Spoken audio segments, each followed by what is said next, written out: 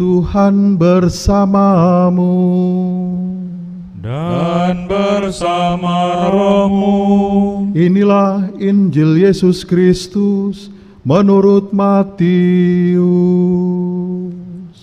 Dimuliakanlah Tuhan. Sesudah Yesus bangkit dari antara orang mati, ke-11 murid berangkat ke Galilea, ke bukit yang telah ditunjukkan Yesus kepada mereka. Ketika mereka melihat Dia, mereka menyembahnya, tetapi beberapa orang ragu-ragu. Yesus mendekati mereka dan berkata, "Kepadaku telah diberikan segala kuasa di surga dan di bumi. Karena itu pergilah, jadikanlah semua bangsa muridku, dan baptislah mereka dalam nama Bapa dan Anak dan Roh Kudus. Dan ajarilah mereka melakukan segala sesuatu yang telah kuperintahkan kepadamu.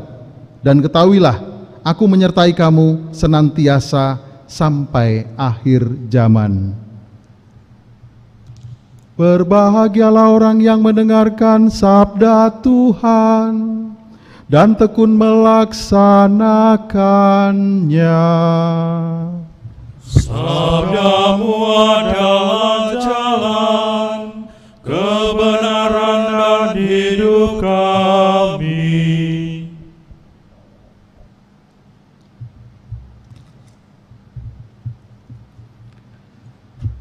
Para bapak dan ibu, saudara-saudariku, serta anak-anakku sekalian yang dikasihi Tuhan, antara suatu kebaikan dan kebenaran sebenarnya tidak bisa dipisah-pisah, adalah satu kesatuan.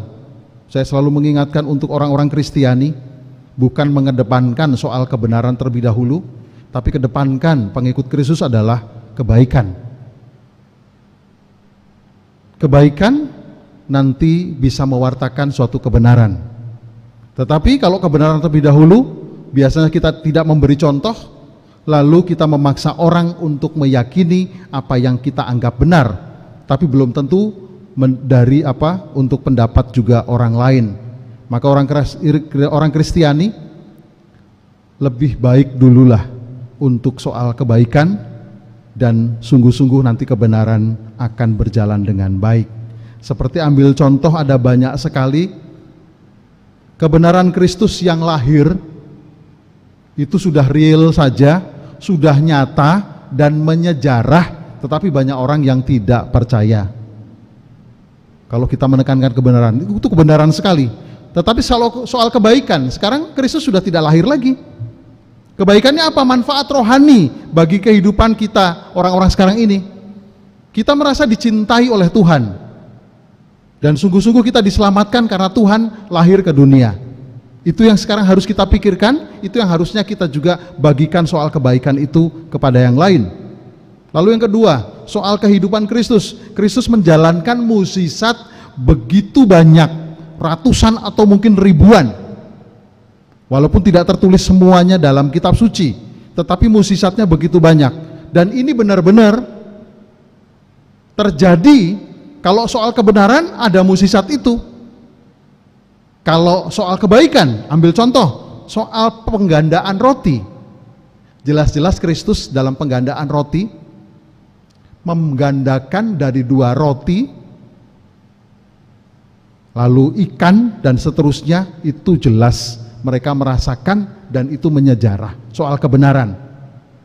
Tetapi soal kebaikan untuk saat ini apa? Itu sebenarnya Kristus mengajak kepada kita, kalau kita tidak menyembunyikan segala roti ataupun ikan di belakang kita, kita keluarkan semua dan kita berbagi. Ketika banyak itu, kita tidak pelit, maka juga akan berkelimpahan.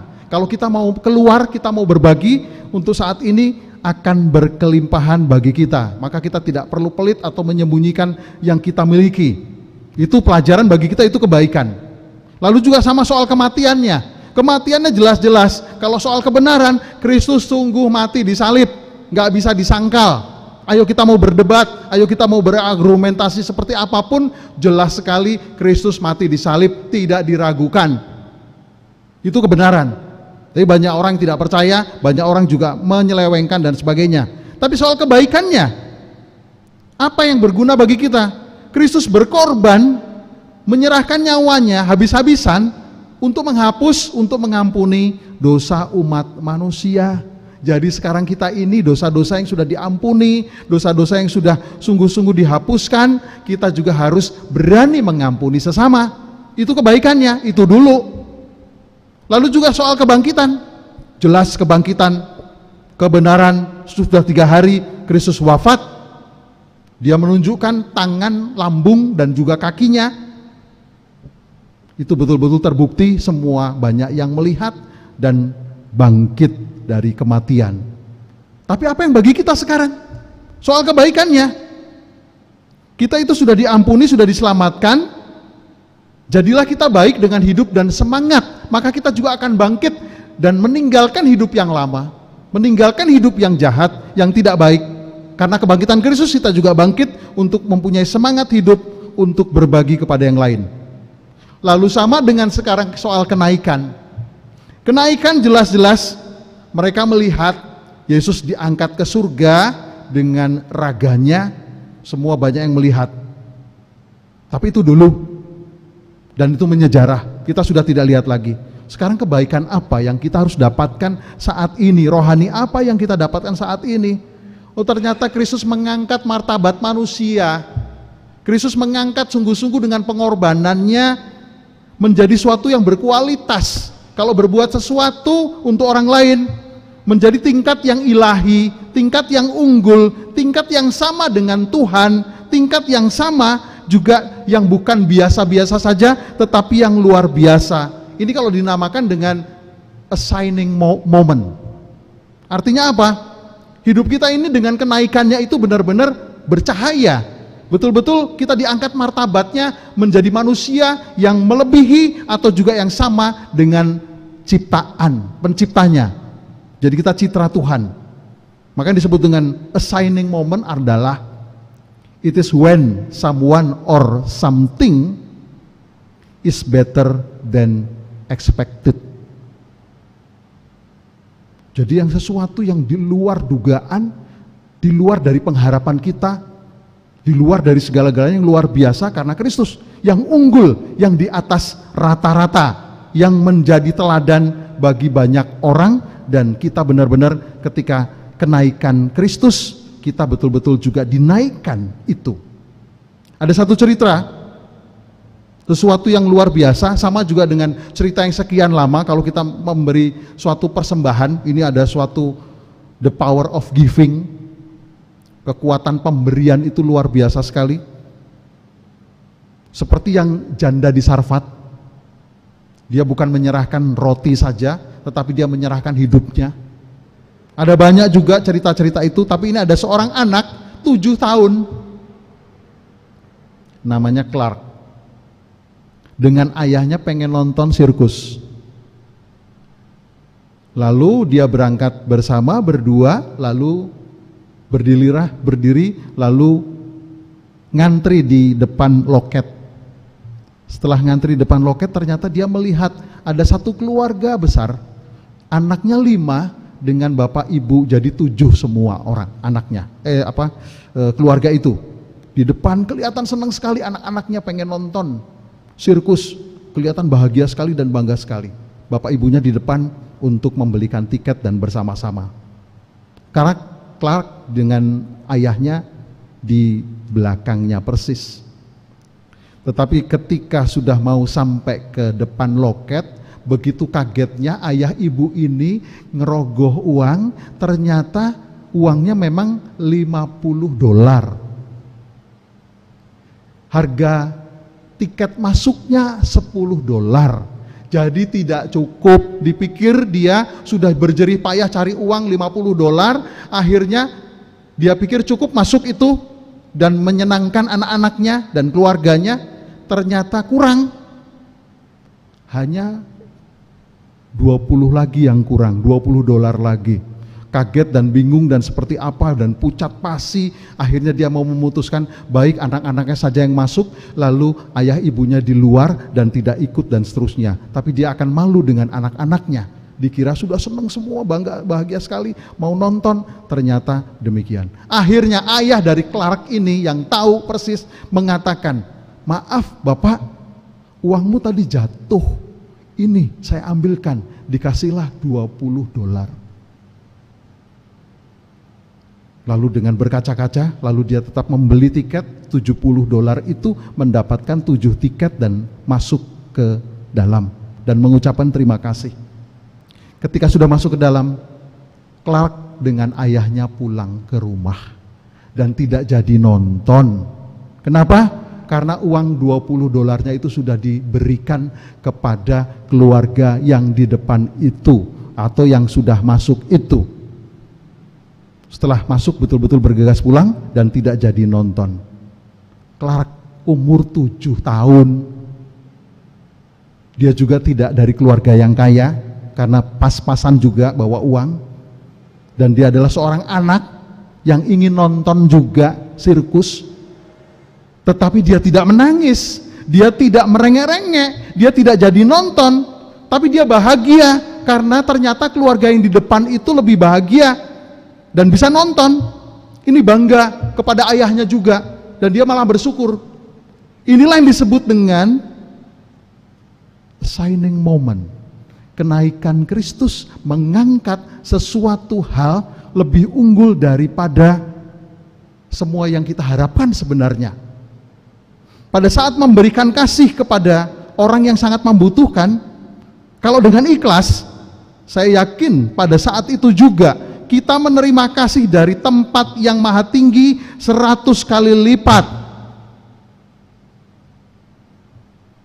Berarti assigning moment adalah sesuatu naik ke suatu tingkat yang lebih, yang sebetulnya manusia tidak bisa melakukannya karena kenaikan Kristus ke surga, ke tingkat yang berkualitas imannya, ke tingkat suatu yang lebih unggul, ke atas, di atas rata-rata, yang luar biasa, yang jarang terjadi dan juga sulit. Kadang-kadang melakukan yang biasa saja sulit. Ini yang luar biasa, tetapi betul-betul karena kenaikan Kristus ke surga luar biasa membantu dan menolong. Saudari-saudaraku yang dikasihi dalam Tuhan Yesus Kristus, ada dua sebenarnya dalam kehidupan ini. Kalau soal sekali lagi untuk mencintai Tuhan dan untuk mencintai sesama, atau juga untuk memberikan, pertama yaitu cinta atau pemberian dan pelayanan. Yang kedua itu penderitaan, pengorbanan. Jadi ini yang sudah dilakukan oleh Kristus. Jadi kalau melakukan sesuatu yang kita sudah berikan, cinta nomor 1, pemberian atau pelayanan, ya total, nggak setengah-setengah, nggak tanggung-tanggung, supaya kita nggak rugi. Kalau memberikan itu ikhlas, tidak juga mencari untung dari pemberian. Saya memberi sekian, nanti suatu saat saya akan dapat yang lebih banyak lagi. Sekali lagi, itu tidak di atas rata-rata, itu biasa. Atau juga bukan dout des, saya memberi supaya saya diberi. Atau juga saya memberi tetapi mempermalukan orang, atau tidak menjadi sesuatu yang pantas. Atau saya memberi dengan pamrih, atau saya memberi pelayanan, atau juga pemberian lainnya, cinta, tahu lebih dahulu, dan kita merasa lebih dahulu dibaiki oleh Allah sebenarnya, bukan karena kita duluan yang memberi. Dan sebetulnya kalau memberi itu tidak harus diminta, tetapi sudah dengan hati kita betul-betul bisa memberi dan tahu orang yang membutuhkan atau tidak dan sebagainya. Itu tidak harus dituntut untuk kamu mintalah nanti kau akan beri. Itu biasa. Yang luar biasa mengerti semua kebutuhan, kebahagiaan dari sesama.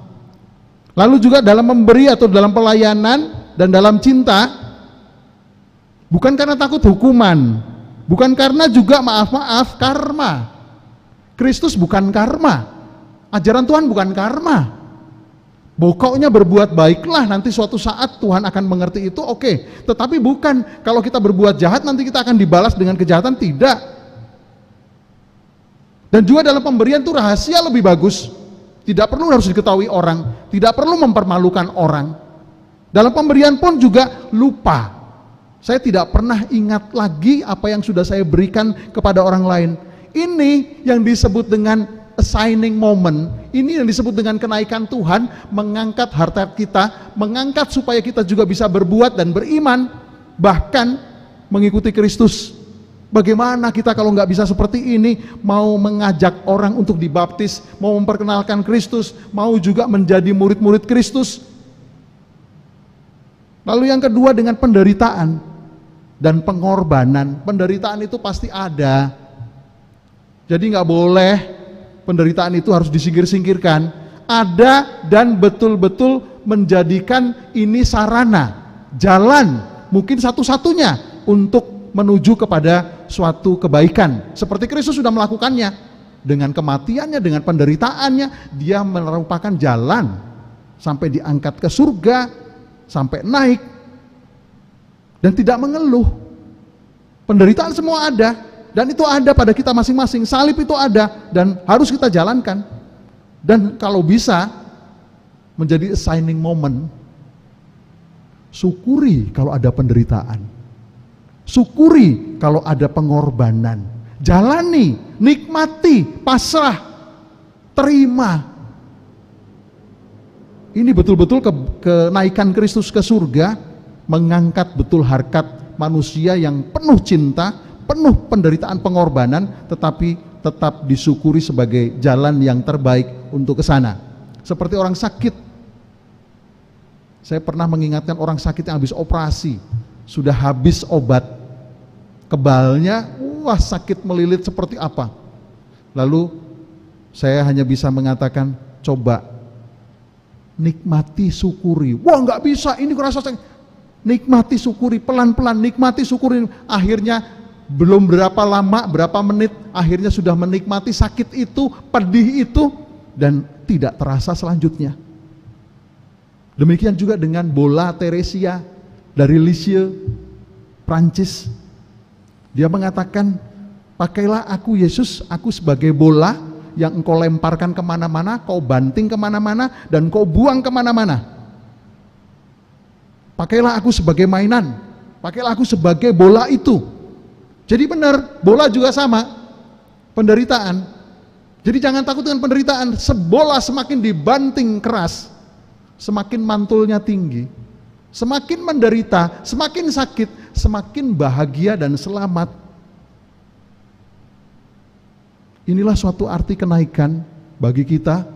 Saudara-saudara yang terkasih, semoga kenaikan yang betul-betul kita dapatkan ini mengangkat martabat kita untuk menjadi baik, martabat kita untuk menjadi pengikut Kristus, mengikuti teladan, dan bahkan bisa membawa banyak orang kepada Kristus dan menyelamatkan serta mengampuni sesama kita. Amin.